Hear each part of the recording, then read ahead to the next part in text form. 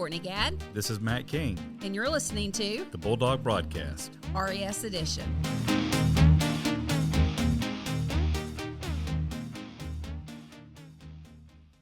Hey, this is Miss Thompson, and today I'm here with Miss Thomason. We are confused a lot in the school. I'm Miss Thompson. I'm a 4th grade writing, science, and social studies teacher. And Miss Thomason, I'll let you introduce yourself. So my name is Brooke Thomason, and I am a 3rd grade special education teacher, and I do stay in the reading and science and social studies homeroom this year. We also do writing in our classroom, but fun fact, it was always a good time when we were on the same team, and we were definitely way more confused at that time because it was Miss Thompson, Miss Thomason, both in 3rd grade, and always a good time for the kids. Could not keep us straight, or parents messaging the wrong one by accident. You never know what you're going to get with us. But So today we are going to talk about milestones. We know it seems like it's a far off test, but it's actually coming up pretty soon in April, I believe, right? Yeah, it was the last 2 weeks in April. So thankfully we get spring break, and then we get back for another week or so, and then 2 weeks. And then we will test for Georgia milestones the last 2 weeks in April. So we just wanted to kind of hop on here and talk about some test-taking tips, as well as just ways to help your child at home through anxiety with test-taking, and just what to look for whenever we are coming up to that test. So I know in 3rd grade and 4th grade both, they will take the reading and the math milestone test. And then 5th grade does look a little different because they'll take reading, math, and then also the science. And so I know one of the things that can just be hard on the students sometimes is they feel a lot of pressure when it comes to milestones test. And it is something that, we talk about all year. We start at the beginning of the year, even sometimes by August, telling them that they're going to take this big test at the end of the year and what milestones is like. And especially for 3rd graders, it's hard to help them understand what they're getting into because they've never taken a test like this before. Mm-hmm. At least in 4th and 5th grade, they've usually already seen it once or twice. So I feel like sometimes when they come into 3rd grade, they have a little more test anxiety coming into this, just because they've just heard so much buildup about this big milestones test and the big test and all the pressure that comes with that.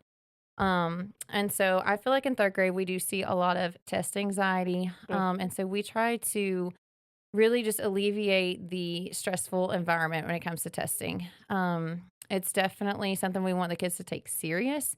And so sometimes it can be a hard balance of not making it seem like a big deal because we don't want them to be stressed out, but also we want them to take it serious. So we do want them to know that it does have a big impact and how important this test is for them. In 3rd grade, I know one of the things that we've done for students is we always love to send home note cards close to the testing time.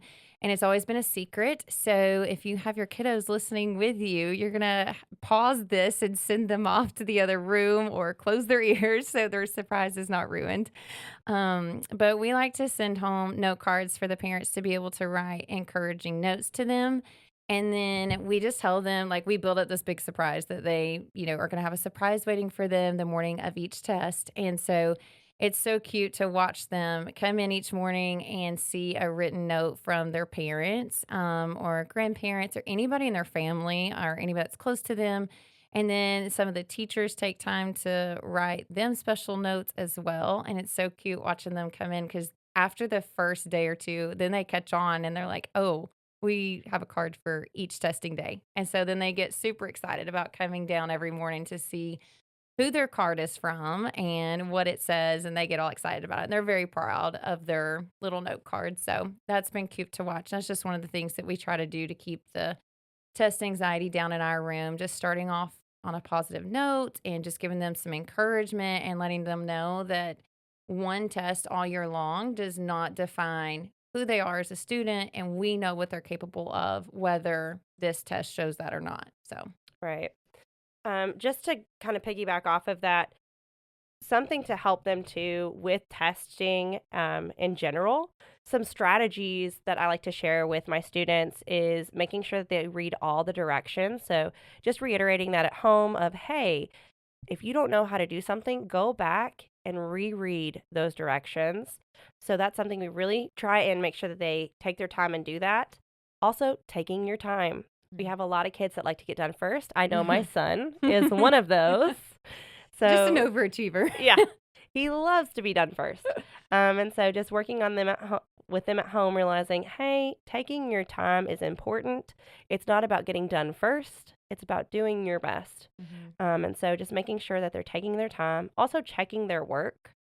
Sometimes they just go through and they click and they're like, oh, I think I clicked the right one, but they don't go back and check. And sometimes they can accidentally click the incorrect one. Right. So just making sure they go back and check. Sometimes it's a good idea for them to read questions first before they read the passage. That way they know what to look for. However, they need to make sure they read the whole passage because sometimes the questions can be a little tricky and are just looking to see if they're reading the whole passage or not. So reading carefully is very, very important. So those are just some of the ways that they can focus on doing their best on the test.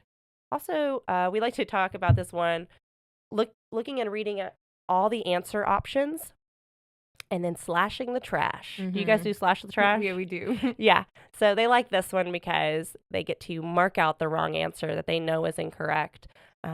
My students last year really enjoyed that. Well, because too, sometimes like there's so many times that like the answers can be like completely irrelevant. And we're like, okay, like let's get rid of the ones that absolutely, make zero sense whatsoever. Yep. And then there's some that unfortunately you will have two choices that look almost exactly the same, but maybe one word is different, where it might say most on one of them, but then on the other one it says some, or it might say all, Yep. And so really that, when you said reading carefully, like that's such a huge one.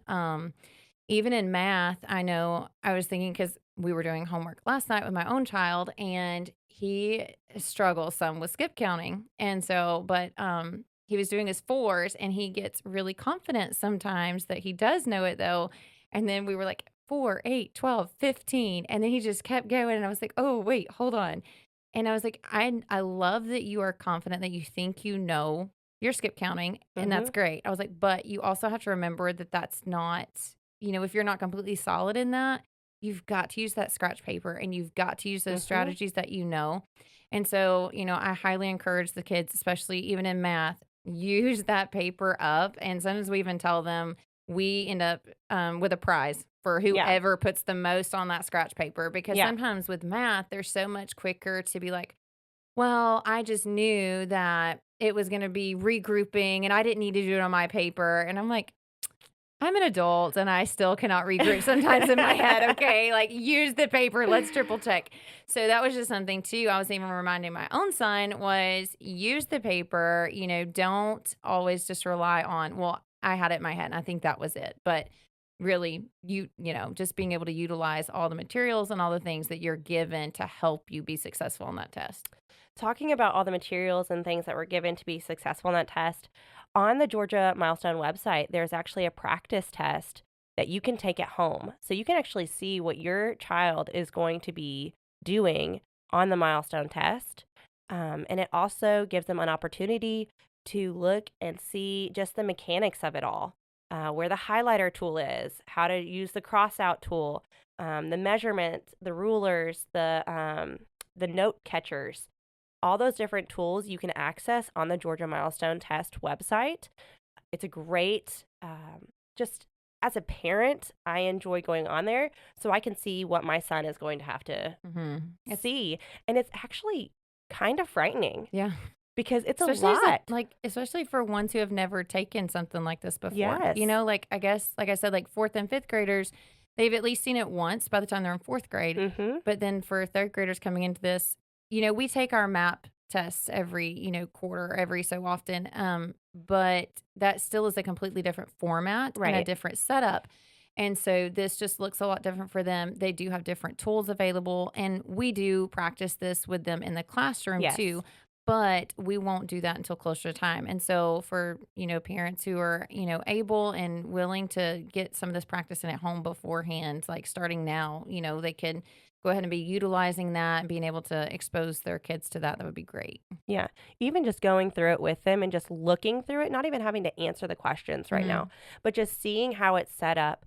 Because I had one student, we looked at it together in class, and I had one student say, Miss Thompson, you can scroll on this side? Oh, yeah. And it was like, yes, yeah, you can. Like, I need to show you that. And so you can see that it's two separate screens. And on one side is going to be all of your texts and what you're going to be reading. And you can scroll up and down on that side.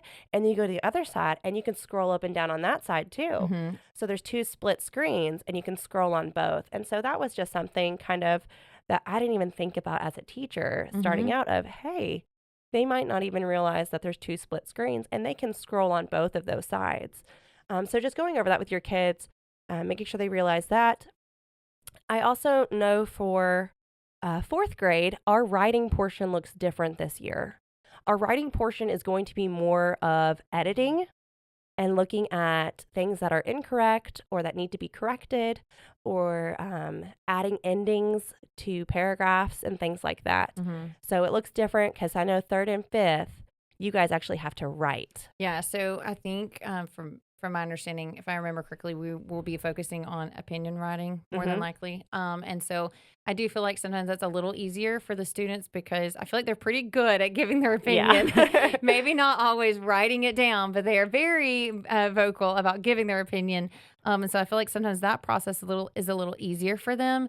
However, they are not very confident in the editing process and having to go back and find mistakes and looking at other people's writing and figuring out what did they do right or wrong. Because a lot of times when they just see a text, if it's, within the curriculum or whether it's just on the internet in general, I feel like if they see a text there, they just assume it's correct. Right. They just assume there's not supposed to be mistakes. And as they should, you would think that that's how it would be. But so I guess they're just not used to looking for mistakes unless they're within their own writing. So I do think that'll be definitely a different perspective this year for fourth grade.